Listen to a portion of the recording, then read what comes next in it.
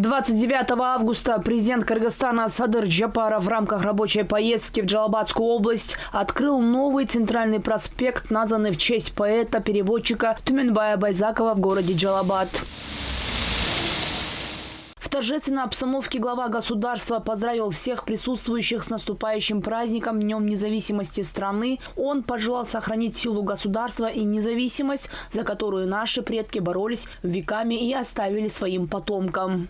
Ата-бабаларыбыз кылымдар бою күрөшүп, урпактарга аманат калтырган көз карандысыздыгыбыз бекем болсун.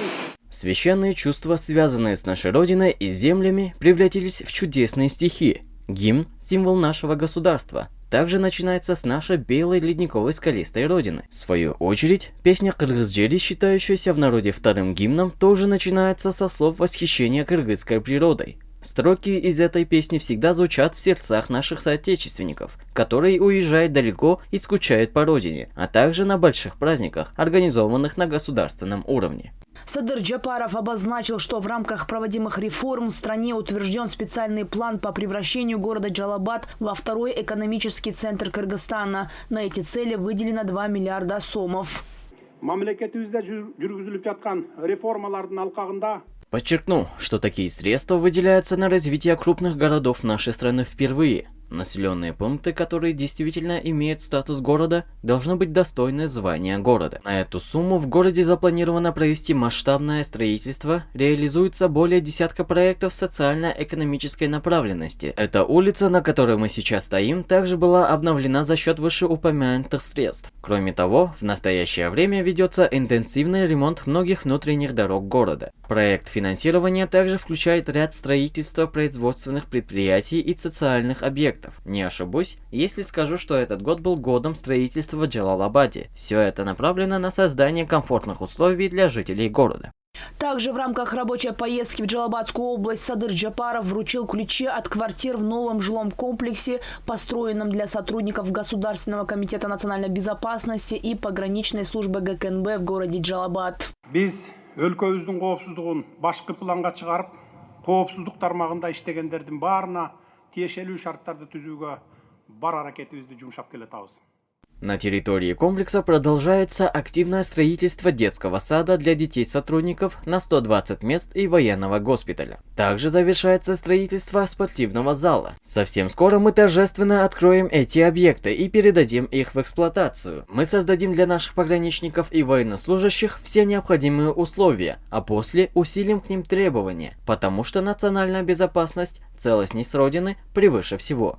Ни у кого нет права на халатность и ошибку. Вместе с тем президент проинформировал, что жилой комплекс для сотрудников Главного управления ГКНБ по Джалабадской области был построен в этом году впервые. В нем 180 квартир, 95 из которых трехкомнатные, 55 двухкомнатные и 30 однокомнатные. Площадь жилого комплекса составляет 11 233 квадратных метра. На его строительство было выделено 540 миллионов сомов.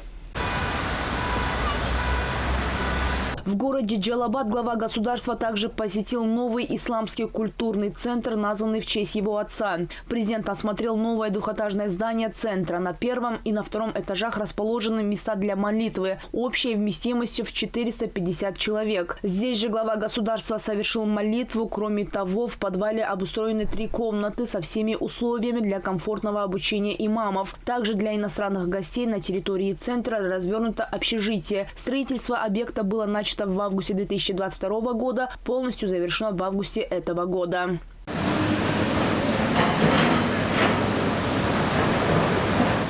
Еще одним важным событием Джалабадской области стала стыковка самого большого тоннеля Кокард. Строительство альтернативной дороги, начатое в 2015 году, является одним из крупнейших проектов в стране. Тоннель в Тогуз-Туройском районе и в районе перевала Кокард – самая дорогая и сложная часть проекта. Тоннель Кокард пробит на одноименном перевале в Джалабадской области на новой трассе север-юг. Работа в нем продолжается, объект завершат в конце 2024 года. Самое главное, при стыковке тоннеля были предусмотрены все необходимые правила безопасности. Сегодня очень важный и радостный день. Его мы ждали на протяжении 9 лет. Наконец завершили стыковку самого большого тоннеля в Кыргызстане. У нас еще впереди много работы. Самая главная сложная часть позади. Протяженность тоннеля 3 километра 900 метров, ширина 10 метров, высота 8,5. Когда объект будет готов, в нем без угрозы создания затора смогут проехать 2 встречные фуры. Стоимость проекта – $136 миллионов. Түндүк түштүк альтернативный жолдогу казылып жаткан тоннель. Примерно через час вы станете свидетелями открытия дороги внутри тоннеля. Да, это важный день для всего Кыргызстана. Наши ребята проделали огромную работу, хочу поблагодарить каждого из них. Действительно, это их тяжелый труд. Туннель ошол тешилип болду. 90% жумуштар бүттү. Эми Это самый амбициозный проект в Кыргызстане. С момента обретения независимости альтернативная автодорога север-юг. Тоннель завершен на 90%. Остались укрепительные работы. По завершению альтернативной дороги у нас появятся новые пути сотрудничества между регионами и другими странами. стратегический жол, бул альтернативдик деп өзү атайт турат. В плане безопасности новый тоннель обещает стать на порядок выше. Во-первых, ширина проезжей части составит 10 метров. Во-вторых, имеется второй дополнительный технический тоннель. Он служит в качестве аварийного и в случае ЧП обеспечит быструю эвакуацию людей. Он имеет, значит, основную проезжую часть, и также там, значит, параллельно построена штольня. Штольня была завершена 30 января 2022 года. И, соответственно, там также идут отделочные работы. Я хочу отметить, что предназначение штольни – это для того, чтобы в случае чрезвычайных ситуаций, затора в туннеле непосредственно или какого-то еще ЧС, чтобы оттуда можно было эвакуировать людей. Если в основной части туннеля что-то загорится или еще что-нибудь случится. Разработанный альтернативный маршрут дороги соединит две части страны юг и север через районы внутреннего Тяньшаня. Дорога будет на треть короче основной дороги Бишкек-Ош и позволит жителям южных областей добраться до Исыкуля всего за несколько часов. Она свяжет внутренние районы страны с важными экономическими узлами, позволив увеличить товарооборот между регионами. С новой дорогой улучшится доступ к крупным промышленным объектам, угольному разрезу Каракече, золоторудному предприятию Макмал, а также к строящимся энергообъектам Камбаратинской ГЭС-1 и Тогус-Торойской ГЭС. Рахат Батырбекова, Чингис Тохторбекулу, ЛТР. Итоги недели.